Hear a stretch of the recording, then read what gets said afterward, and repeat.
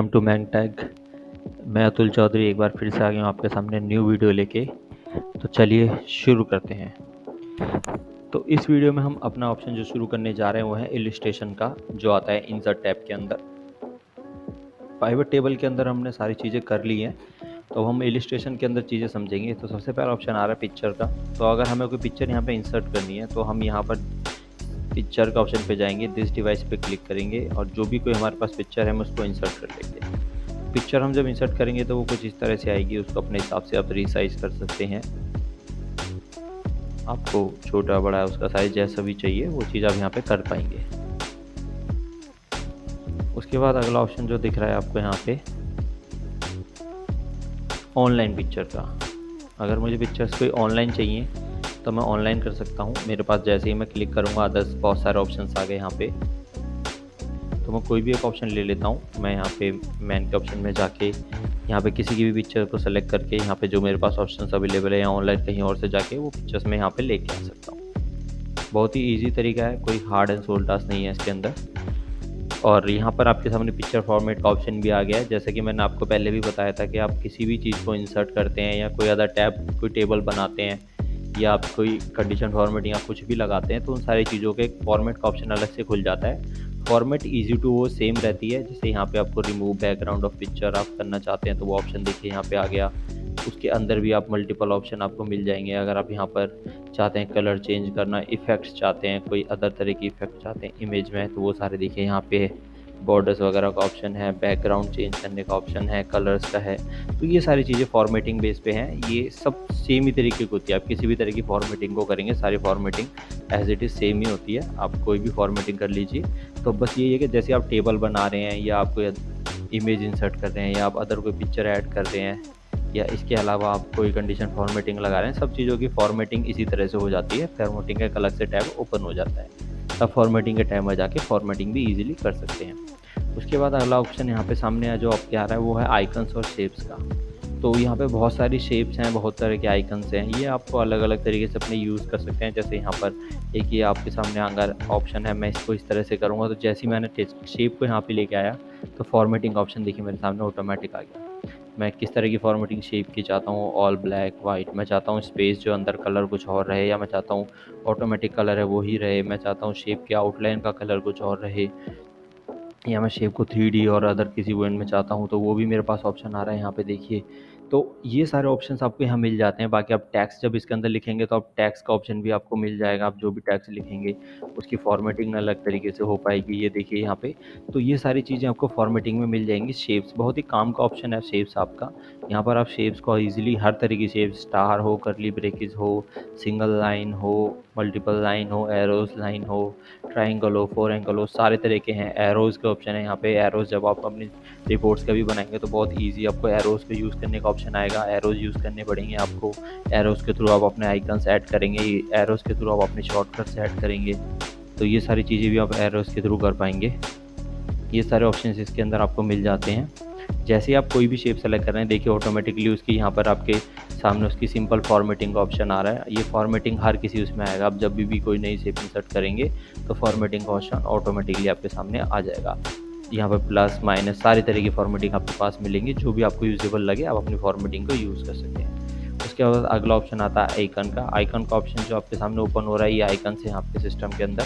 तो जैसे आपको आइकन लगाना हो अपनी किसी भी तरह की रिपोर्ट में, कुछ भी अलग अलग तरीके के सारे ऑप्शन मिल जाएंगे यहाँ पे आइकन्स में आपको।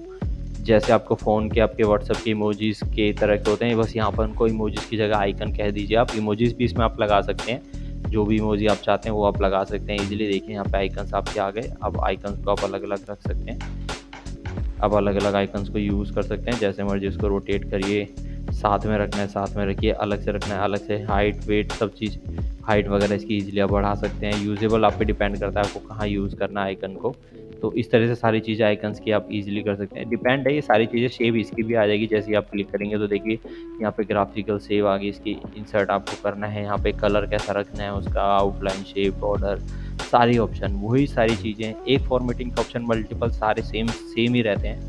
फॉर्मेटिंग में हर एक आप कोई भी फॉर्मेटिंग जब किसी भी चीज़ की ओपन करेंगे तो उसके अंदर आपको हमेशा शेप का ऑप्शन मिलेगा, उसके कलर का ऑप्शन मिलेगा, उसकी आउटलाइन का, बॉर्डर का, 3D शेप्स का, ये सारी चीज़ें मिलेंगी। उसके अंदर टैक्स का, ये सारे ऑप्शन आपको ऑटोमेटिकली मिलेंगे। रोटेट कर सकते हैं आप। तो ये सारी चीज़ें आपको इसके अंदर मिलने ही वाली हैं। आप किसी भी तरह के टोन का ऑप्शन को खोल के देखेंगे। उसके अलावा मॉड्यूल्स में जाएंगे तो आपको यहाँ पे 3D मॉड्यूल्स का ऑप्शन भी मिल जाएगा। दिस डिवाइस, अगर आपके पास डिवाइस में कोई ऑप्शन है तो आप डिवाइस से कर सकते हैं, नहीं तो आप ऑनलाइन का ऑप्शन है, आप सीधा ऑनलाइन के ऑप्शन पे जाइए और ऑनलाइन के ऑप्शन से अपना 3D का जो भी इमेज आप लेना चाहते हैं वो ले लीजिए।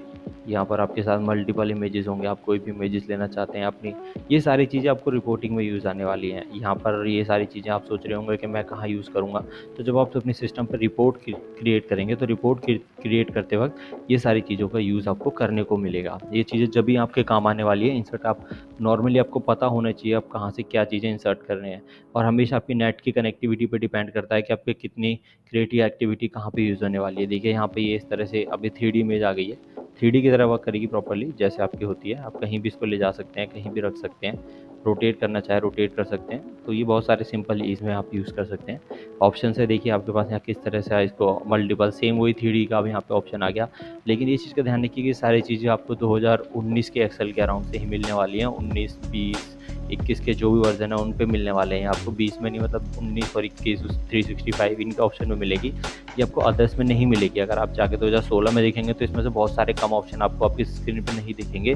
तो ये हमेशा सारी चीज़ आपके वर्जन टू वर्जन भी डिपेंड करती हैं। तो आप कंफ्यूज ना होइएगा कि यार मेरे सिस्टम में तो दिख नहीं रहा और आपने जब सिखाया तो आपके सिस्टम में दिख रहा था। उसके अलावा यहाँ पे स्मार्ट शेप का ऑप्शन आ रहा है। ये शेप्स होती हैं अलग अलग तरह की, सेम वही चीज़, इसको चार्ट भी कह सकते हो आप, लेकिन इसको शेप कहा जाता है एक्सेल के अंदर। ट्राइंगल है, यहाँ पर देखिए मैट्रिक्स के ऑप्शन है, यहाँ पे सर्कल्स के ऑप्शन है। जिस तरह की शेप आपको चाहिए आपको शेप को बस क्लिक करना है और यहाँ पर लगा देना है। आपको टेक्स्ट के बेस पे शेप आ रही है, मैं यहाँ पे टेस्ट लिख देता हूँ, टेस्ट 2, टेस्ट 3। जैसे ही मैं करूँगा यहाँ पे एंटर करूँगा तो देखिए नाम देखिए चौथा भी ऐड हो गया। अगर मुझे चौथा नहीं करना है तो मैं सेम 1 2 3 रखूँगा। यहाँ पे देखिए टेस्ट, टेस्ट 1, टेस्ट 2 सारी जो ऑप्शन आ रहे हैं। तो ये डिपेंड करता है यहाँ पे आपको कि आपको क्या उसमें लिखना है, इसको किस तरह से एडजस्ट करना है। आप चाहते हो 2 का रखना तो आप 2 रख सकते हो, 1 को डिलीट कर दीजिए, 2 हो गई। 1 ही रखना चाहते हो तो 1 रख लीजिए। डिपेंड ऑन आपके ऊपर कि आपको शेप किस तरह से यूज़ करनी है। हर तरह के ऑप्शंस आपको शेप के अंदर भी मिल जाएंगे। शेप के ऑटोमेटिकली जब हम रिपोर्ट्स बनाएंगे तो इन चीज़ों को वहाँ पे हम यूज़ करके भी देखेंगे कि किस तरह से हम इनको यूज़ कर सकते हैं। रिपोर्ट में ये सारा ऑप्शन मैं आपको यूज़ करके दिखाऊंगा कि इनका कहाँ मेजरली यूज़ होता है। बाकी एक अगर ऑप्शन आ रहा है स्क्रीनशॉट का, आप स्क्रीनशॉट लेना चाहते हैं तो आप वो भी ले सकते हैं। नॉर्मली आप स्क्रीनशॉट ले लीजिए अपनी स्क्रीन का, जैसे ही आपने यहाँ पे सिलेक्ट किया और इसको क्रैप करेंगे, अब ये स्क्रीनशॉट हो गया, वो स्क्रीनशॉट आपके इसकी स्क्रीन पे आ गया। तो जहाँ भी आपकी शीट खुली है तो ये सारे ऑप्शंस इसके अंदर इनबिल्ड है। सेम वही फॉर्मेटिंग वंस अगेन ओपन हो गई। तो ये सारी चीज़ें आपको ईजिली आप एक्सेल में कर पाएंगे। बस ये ध्यान है कि बहुत सारी चीज़ें आपकी पुराने वर्जन में नहीं मिलेंगी, बहुत सारी आपको अपडेटेड वर्जन में मिलेंगी।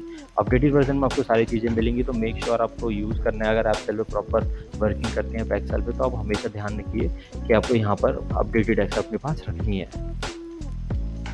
उसके बाद हम अगला ऑप्शन चलते हैं जो हमारा चार्ट का ऑप्शन है। बहुत इंपॉर्टेंट ऑप्शन है। जैसे मैंने आपको बताया था पाइवट से बहुत सारे काम करते हैं, तो उसी तरह चार्ट्स के बिना भी आपको रिपोर्ट क्रिएट नहीं कर पाएंगे, क्योंकि हर रिपोर्ट को बनाने के लिए आपको चार्ट्स को लगाना ही होगा और चार्ट के बिना रिपोर्ट क्रिएट होती नहीं है। तो चार्ट सबसे मेजर ऑप्शन आ जाता है। तो अब चार्ट में सबसे पहले आप देखिए, जैसे आपके पास डेटा दिख रहा है और आपको यहाँ पे एक आ रहा है रिकमेंडेड चार्ट। जैसे आप अपने डेटा को सेलेक्ट करेंगे ना, जैसे आप अपने डेटा को सेलेक्ट करेंगे और डेटा को सेलेक्ट करने के बाद आप रिकमेंडेड पे क्लिक करेंगे तो अभी यहाँ पे मल्टीपल चार्ट्स का ऑप्शन है, वो आपको रिकमेंडेड कर देगा कैटेगरी वाइज कि कौन से इसमें आप रिपोर्टें बना सकते हो। अभी मैंने सारा डेटा सेलेक्ट किया, मैं चाहता हूँ सिर्फ ये डेटा सेलेक्ट करना। मैं इस डेटा को सेलेक्ट करूँगा, रिकमेंडेड पे क्लिक करूँगा तो ये मुझे रिकमेंडेड के ऑप्शन दिखा देगा कि मैं इस पर क्या क्या रिकमेंडेड रिपोर्टें बना सकता हूँ। तो ये रिकमेंडेड का ऑप्शन काफ़ी इजी टू यूज़ है। आपको रिकमेंडेड का ऑप्शन आप इजीली यूज़ कर सकते हैं। चार्ट आपको बताते हैं। तो यहाँ पे सबसे पहला चार्ट पे चलते हैं। तो सबसे पहला चार्ट का ऑप्शन है आपके सामने बार का।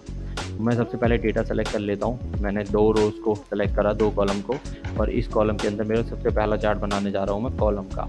कॉलम का ऑप्शन देखिए बार चार्ट है। कॉलम चार्ट सबसे पहले मैं बनाऊंगा। इसमें कॉलम आपको 2D आ रहा है, 3D आ रहा है, उसके बाद बार आ रहा है, बार के 2D और 3D आ रहा है। तो ये ध्यान रखिएगा, इस तरह का हमेशा चार्ट दिखेगा आपको। ये आपके सामने पूरा दिख गया। बहुत ज़्यादा डेटा हो गया, मैं इस डेटा को थोड़ा सा कम कर देता हूँ, आपको थोड़ा सा इजीली समझ आएगा। मैं इतना डेटा लेता हूँ बस।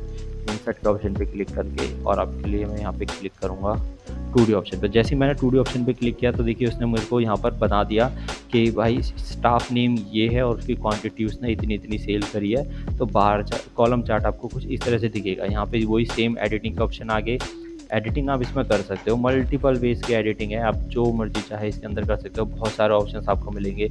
डिपेंड आपको करता है कि आपकी रिपोर्ट किस तरह से आपको दिखानी है, देखने में कैसी लग रही है, ये सारी चीज़ें आपको इस रिपोर्ट के अंदर समझ आने वाली हैं। आपको डिपेंड अलग अलग कलर्स का, ये सारी चीज़ें आप इसके अंदर कर सकते हो। इसी के अंदर आप कॉलम चार्ट के अंदर देखेंगे तो ये आपका 3D कॉलम हो जाएगा। अगर मैं इसी को कन्वर्ट करूँगा तब ये 3D शेप में हो गया। उसके बाद यहाँ पर मैं इसको करूँगा तो बार हो गया, यहाँ पर 2D बार हो गया। अब ये 2D में हो गया बार चार्ट। तो ध्यान रखिएगा जो हॉरिजॉन्टली आपका है, वर्टिकल और हॉरिजॉन्टली का फ़र्क होता है 2D में, आपके 2D और इसमें कॉलम में और बार चार्ट में। एक वर्टिकल काम करता है, एक हॉरिजॉन्टली काम करता है। 3D के बार में करते हैं तो ये 3D आ गया। तो देखिए यहाँ पे 3D में दिखेगा। ऑब्वियसली आज के टाइम में कॉमन है, लोग सब 3D यूज़ करते हैं, दिखने में भी अच्छा लगता है। लेकिन डिपेंड है, आपको भी ऑप्शन है, आपको पता लगेगा कि आपको किस तरह के चार्ट है। जब आप रिपोर्टें बनाएंगे डेटा सेलेक्ट करके चार्ट में, तब आपको ये सेलेक्ट होगा, तब आपको समझ आएगा कि आपको किस तरह के डेटा पे काम करना है। तो मैं एक बार डेटा को दोबारा से डिलीट कर देता हूँ। चार्ट को मैंने यहाँ पे चार्ट को डिलीट के ऑप्शन पे जाके यहाँ से डिलीट कर दिया और अपने डेटा को मैं किसी और, अब मैं यहाँ पर ये यूनिट के बेस पे सेलेक्ट कर देता हूँ। यूनिट और सेल को मैंने सेलेक्ट किया और कॉलम चार्ट को सेलेक्ट कर दिया। तो देखिए अलग अलग तरीके से आप बना सकते हैं, डिपेंड आपको करता है कि आपको किस तरह का चार्ट बनाना है और उसकी किस तरह की फॉर्मेटिंग रखनी है। स्विच भी कर सकते हैं डेटा को। देखिए जैसे आपने स्विच किया तो यहाँ पर नंबर्स ऊपर आ गए, यहाँ पे आपकी सेल यहाँ पर आ गई और अब इस पर आप क्लिक करेंगे तो ये आपको पता चलेगा कि ये क्या है। यहाँ पर देखिए आपको क्लिक करने के साथ ही वो आपको लेके जा रहा है इसके डेटा पे। यहाँ पर देखेंगे तो अब डेटा आपको दिख रहा होगा। इस डेटा में जहाँ पे मैं क्लिक करूँगा, फ्रीज का है 137, उसके अलावा ब्लू कलर में पेन का 157। तो ये आपको दिखा रहा है ऑल्टरनेट कलर। आप बिना स्विच करे भी ऑल्टरनेट कलर रख सकते हैं। बस आपको 1 बाय 1 एक पे क्लिक करके डबल क्लिक करिए एक उस पर और यहाँ पर आपको कलर का ऑप्शन आ जाएगा। यहाँ से जाके आप फिल कर सकते हैं। फिल कलर यहाँ पे है, बॉर्डर कलर यहाँ पर है, यहाँ पर आएगा फिल का ऑप्शन, स्लाइड का, ग्रो का, ये सारी चीज़ें आप यहाँ से ईजिली कर सकते हैं। अभी नो फिल है, ऑटोमेटिक कर सकते हैं आप। यहाँ पर जैसे आप कलर चाहें उसको, उसके अंदर की फिलिंग आप कर सकते हैं। पिक्चर लगानी है उसके अंदर वो रख सकते हैं आप। यहाँ पर देखिए अलग अलग ऑप्शन आ रहे हैं, कलर्स चेंज हो जाएंगे सॉलिड। मैं चाहता हूँ सिर्फ कलर चेंज हो इसके, मुझे और कुछ नहीं चाहिए। तो मैं यहाँ पर जाकर होम के ऑप्शन से ही वो कलर चेंज करने का ऑप्शन है, मैं कलर यहाँ से उसका जो मर्जी कलर कर सकता हूँ। ये देखिए तो यहाँ पर आप इजीली कर सकते हैं। उसकी एक एक की आपकी रिपोर्ट क्या है, क्या जब आप एक बार रिपोर्ट सेट करने लगते हैं, किसी भी डाटा की रिपोर्ट बनाने लगते हैं, तो आप एक ही बार बना रहे हैं उसको, एक बार फॉर्मेटिंग करनी पड़ेगी, लेकिन रिपोर्ट हमेशा आपकी उसी तरह से चलने वाली है। तो फॉर्मेटिंग में आपको हमेशा टाइम लगेगा रिपोर्ट की, तो आप ये चीज़ें समझ के करिए, तसल्ली से करिए। यहाँ पर अगला ऑप्शन पे हम चलते हैं। अगला ऑप्शन हमारे सामने जो है अब हमारा यहाँ पे एरे चार्ट है, लाइन चार्ट बोलते हैं जिसको हम, लाइन चार्ट में यहाँ पे 2D लाइन है, 3D लाइन है, उसके बाद 2D एरिया चार्ट है यहाँ पर। तो अब देखिए मैं लाइन चार्ट ले लेता हूँ सबसे पहले। तो वही जो डेटा मैंने सेलेक्ट किया हुआ था वो मेरा लाइन चार्ट के हिसाब से चल रहा है कि टीवी की सेल मेरी, यहाँ टीवी की सेल है यहाँ पर जो 174 है, उसके बाद एसी की 120 है, फ़ोन की यहाँ पर मेरी 107 है। इसी तरह से इसी चार्ट के अंदर आपको ये देखिए यहाँ पर 3D अभी 2D में ये है, यहाँ पर 3D का ऑप्शन भी मिल जाएगा। 3D कुछ इस तरह से दिखेगा आपको।